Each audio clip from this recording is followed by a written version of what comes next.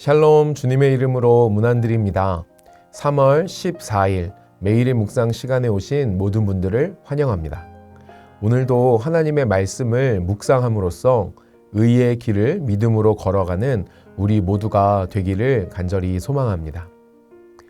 이 시간 저와 여러분이 함께 묵상할 하나님의 말씀은 역대상 21장의 말씀입니다.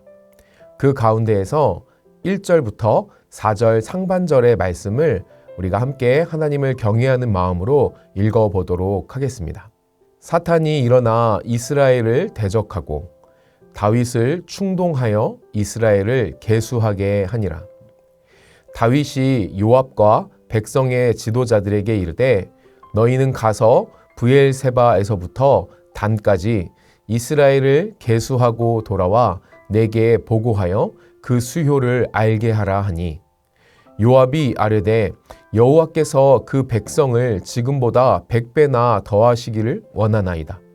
내 주 왕이여 이 백성이 다 내 주의 종이 아니니이까 내 주께서 어찌하여 이 일을 명령하시나이까 어찌하여 이스라엘이 범죄하게 하시나이까 하나 왕의 명령이 요압을 재촉한지라. 다윗의 군대가 승승장구하는 것 같더니 이내 넘어지고 말았습니다. 다윗이 이스라엘을 계수하라는 명령을 내린 것입니다. 연속되는 전쟁 중에 백성의 수효, 즉 군사력을 점검한 것이 무엇이 문제일까 싶지만 이것은 하나님 앞에 아주 심각한 죄입니다. 왜냐하면 이스라엘을 계수하는 것, 군사력을 점검하는 것은 전쟁의 승패가 바로 여기에 달려있다는 생각의 발로이기 때문입니다. 군대의 선봉장이었던 요압은 다윗의 생각이 심각한 범죄라는 것을 알았습니다. 그래서 다윗을 만류하지만 오히려 다윗은 요압을 재촉합니다. 결국 하나님께서 이 일을 악하게 여기십니다.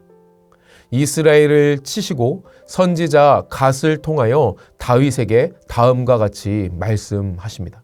9절에서 12절의 말씀입니다. 여호와께서 다윗의 선견자 갓에게 말씀하여 이르시되 가서 다윗에게 말하여 이르기를 여호와의 말씀이 내가 내게 3가지를 내어 놓으리니 그 중에서 하나를 내가 택하라. 내가 그것을 내게 행하리라 하셨다 하라 하신지라. 갓이 다윗에게 나아가 그에게 말하되 여호와의 말씀이 너는 마음대로 택하라. 혹 3년 기근이든지 혹 내가 석 달을 적군에게 패하여 적군의 칼에 쫓길 일이든지 혹 여호와의 칼 곧 전염병이 사흘 동안 이 땅에 유행하며 여호와의 천사가 이스라엘 온 지경을 멸할 일이든지라고 하셨나니 내가 무슨 발로 나를 보내신 이에게 대답할지를 결정하소서 하니. 우리는 다윗의 모습을 통해 다음과 같은 교훈을 얻을 수 있었으면 좋겠습니다. 첫째, 한 사람의 우매함이 많은 일을 공경에 빠뜨릴 수 있습니다. 하나님께서 다윗에게 선택하라고 하신 3가지의 재앙은 모두 다윗만을 향한 것이 아니었습니다. 오히려 다윗에게 맡겨주신 이스라엘 백성이 당할 고통이었던 것이죠. 우리는 개인주의에 기초한 삶을 살아가다 보니 이 세상이 얼마나 유기적으로 연결되어 있는지 잊고 살 때가 많은 것 같습니다. 다윗과 같이 리더의 자리에 있는 사람의 실수와 우매함, 그들의 범죄는 많은 이들에게 그 아픔을 주고 영향을 끼칩니다. 국민의 대표로 세워진 정치인들, 교회 공동체에 세움받은 목회자와 리더, 한 가정의 가장 등 모든 리더들은 반드시 영향을 끼치게 되어 있습니다. 하물며 세상 속 리더로 세워진 그리스도인인 우리는 어떨까요? 우리가 세상 가운데 하나님을 온전히 드러내지 못한다면 이로 인해 수많은 사람들이 하나님의 사랑과 복음의 능력을 알지 못하여 구원에 이르지 못하게 된다면 그건 역시 우리에게서 나온 영향이자 책임이라고 할 수 있습니다. 따라서 리더들은 절대로 나 하나쯤이야 라는 생각을 가질 수 없는 것이죠. 그 순간 소중한 우리 주변의 사람들이 빛을 보지 못하게 될 수도 있습니다. 이어서 우리가 함께 생각해야 할 교훈 두 번째는 그럼에도 의지할 것은 하나님밖에 없다라는 것입니다. 다윗에게 주어진 세 가지 선택지는 다음과 같습니다. 3년의 기근, 적군으로부터 석 달간의 패배, 그리고 여호와께서 주시는 사흘 동안의 전염병. 이 세 가지 중에 다윗의 선택은 세 번째였습니다. 그리고 이것을 선택한 이유에 대하여 다음과 같이 13절의 말씀이 우리에게 알려줍니다. 다윗이 갓에게 이르되 내가 공경에 빠졌도다. 여호와께서는 긍휼이 심히 크시니 내가 그의 손에 빠지고 사람의 손에 빠지지 아니하기를 원하나이다 하는지라. 다윗은 사람의 손이 아니라 하나님의 손으로부터 벌을 받기를 원한다고 말합니다. 왜냐하면 여호와께서는 긍휼이 심히 크시기 때문입니다. 우리 역시 살다 보면 곤경에 빠질 때가 있습니다. 그 곤경의 원인이 우리의 범죄 때문일 수도 있고 또 다른 이유일 수도 있으며 때로는 우리가 전혀 도대체 이유를 모를 곤경에 빠질 때도 있습니다. 그때에 우리가 스스로 살펴야 할 것은 곤경을 헤쳐나오기 위하여 우리는 무엇을 의지하는가입니다. 곤경 가운데 빠지면 우리는 우선적으로 내가 컨트롤할 수 있는 문제인가 가늠하기 시작합니다. 내 힘으로 이겨낼 수 있는지 생각하는 것이죠. 그러나 우리가 간과해선 안 되는 것이 있습니다. 하나님으로 임한 곤경과 어려움은 오직 하나님으로만 해결할 수 있다라는 것입니다.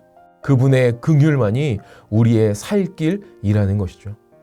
다윗은 하나님의 긍휼을 결코 포기하지 않습니다. 그리고 그의 믿음과 이 절실함은 유효했습니다. 이스라엘에 임한 하나님의 손은 예루살렘에서 멈추게 되었습니다. 오르난의 타작마당에서 제단을 쌓고 올려드린 번제와 화목제를 통하여 하나님의 손이 거두어진 것이죠. 사랑하는 여러분, 우리가 의지해야 할 것은 오직 하나님의 긍휼인 줄 믿습니다. 우리가 공경의 원흉이든지 아니면 공경의 피해자든지 언제라도 결국에 의지해야 할 것은 하나님의 긍휼입니다. 우리 하나님은 철저한 회개와 더불어 그분의 긍휼을 의지할 때에 우리의 믿음에 신실하게 응답하시는 분이신 줄 믿습니다.